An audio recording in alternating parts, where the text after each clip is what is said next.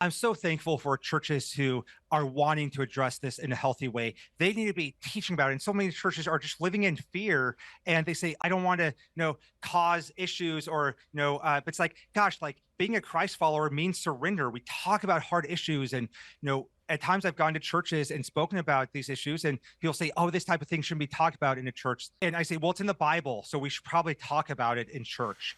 And so, but you make a good point. We need more than one liners. We need deep teaching. We need to teach the gloriousness of what God created sexuality for. We need to talk about not just what we're against, but what we're for, which is the Mm, beauty of the amen. gospel when He redeems and restores His people.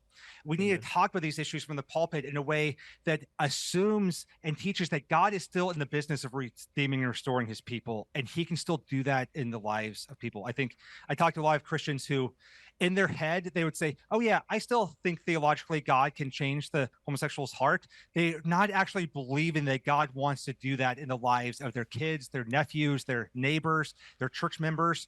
And so as a church, we need to talk about these issues in a way that assumes God is still redeeming and restoring His people. We need to talk about it in a way that assumes that it's not an issue just in the world out there, but that it's in here in our church.